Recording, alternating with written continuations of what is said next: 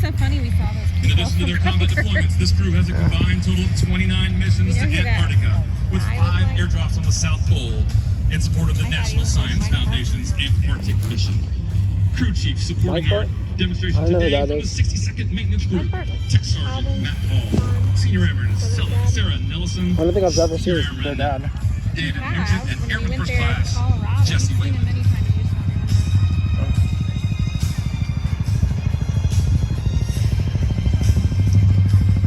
At show left, while the crew is maneuvering for their first pass at show center, I'd like to share some facts with you about this aircraft. The C-17 made its first flight in September of 1991. Since then, the aircraft has set over 30 world records, including payload to altitude, time to climb, and the longest airdrop mission in history. Oh, this new age design includes a modern, computerized glass cockpit, heads-up displays at both pilot stations, and an advanced cargo handling system, allowing it to operate with a crew half the size of similar cargo aircraft. Oh, he's coming. As you look to stage left, the crew is now setting up for the high-speed pass. As they approach show center line, the engines will be advanced to full power, and the aircraft will accelerate to 310 knots. This pass demonstrates the extremely powerful engines of this magnificent jet.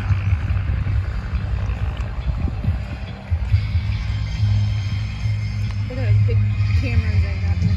Ladies and gentlemen, the C-17 now approaching from your left. Please notice how quiet it is while passing show center. This gives the operators a tactical advantage while flying low over hostile territory and allows for more suitable operations at airfields. Oh, yeah, I'm gonna upload this to YouTube. I'll send it to YouTube if I can.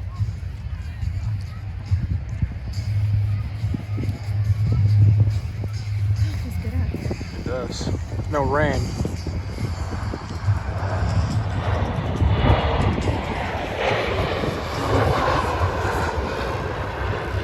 That's pretty quiet.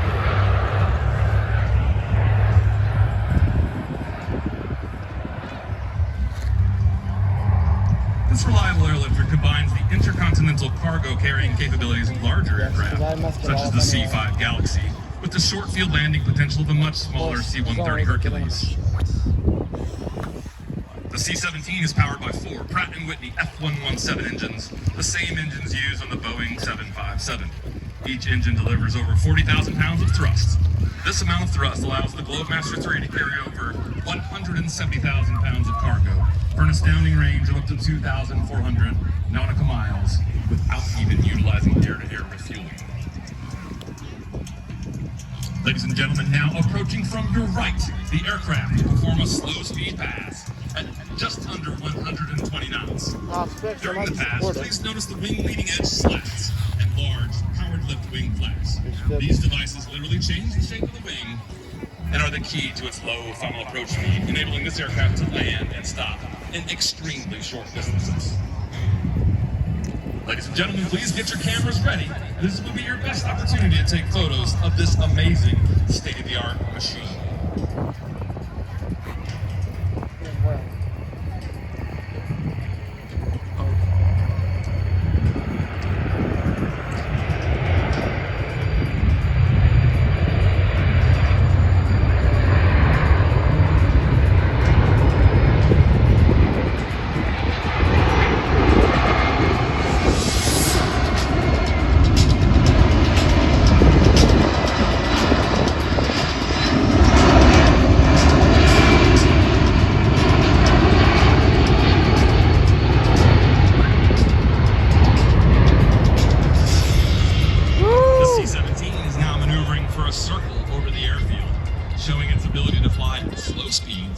Demonstrate its advanced aerodynamics in action. Speaking of, the aircraft uses a quadruple redundant fly-by-wire system for the operation of flight control. This is combined with 4 separate flight control computers, each capable of controlling the entire system independently. The system is designed to optimize the capabilities of the C-17 and yet maintain enough redundancy to protect against a wide variety of failure conditions. Another feature of this amazing flight control system is that the aircraft can be flown in an entirely mechanical backup mode, further safeguarding against abnormal situations.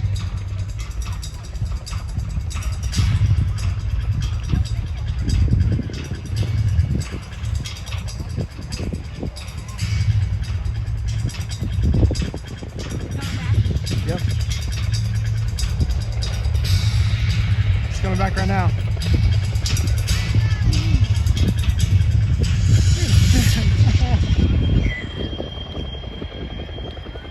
A couple of them have flown over Kruger too. Ladies and gentlemen, as the aircraft approaches from your left, please notice the upturned wingtips known as winglets.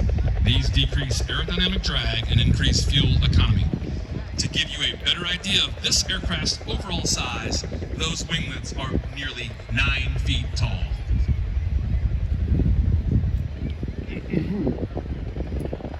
In case you're wondering how big the C-17 is, the wingspan is roughly 170 feet, the tail over 5 stories tall, and fully loaded it weighs 585,000 pounds. Holy.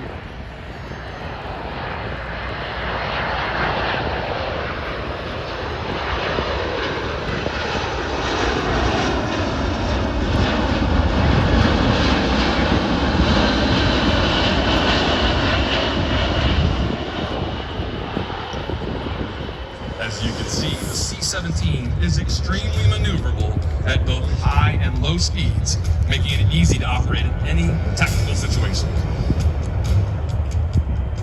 Here's some more interesting facts about the Globemaster 3.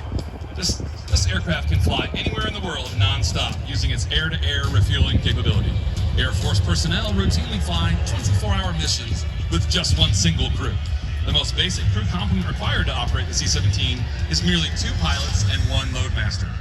The heavy-duty landing gear allows it to land on surfaces such as cement, sand, dirt, and even ice. As a result of this, C-17s have been in over 180 countries and on literally every continent in the world since the production began.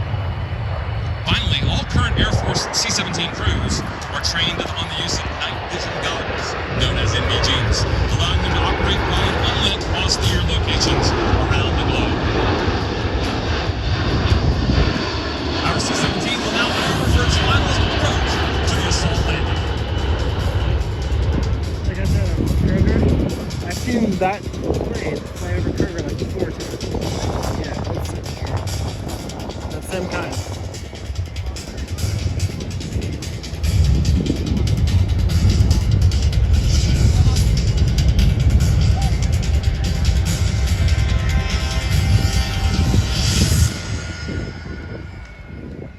He's getting ready to do some kind of special landing.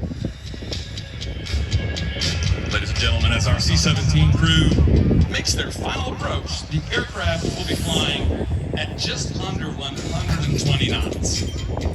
They are simulating an arrival to a shortened airfield where hostile forces could be present. This versatile tactic allows the C-17 to operate at over 6,000 more airfields worldwide than a comparable commercial wide-body aircraft. Here it goes.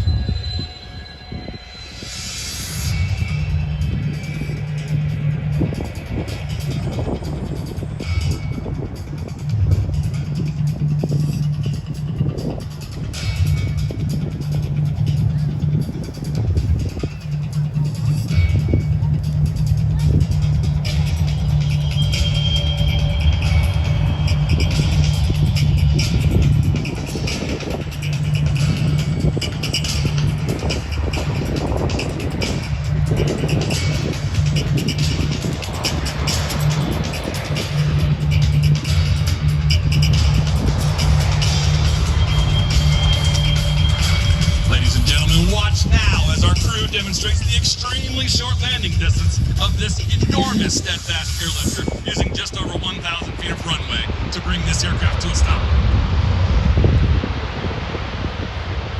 The C-17 will now demonstrate its ability to back under its own power, which gives it increased maneuverability while offloading cargo, and the capability to operate at smaller, unsupported airfields.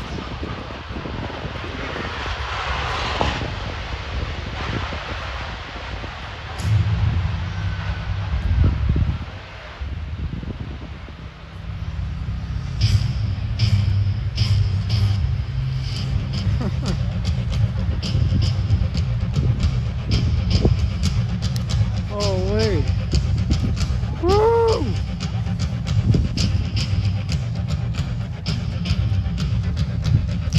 Is this from how Ladies and crash with the gentlemen, land all of and the maneuvers back you've it seen up, here the today power are backs it examples up. of those flown by every single one of our operational air crews on a regular basis, as they provide the highly responsive and flexible airlift capability for America.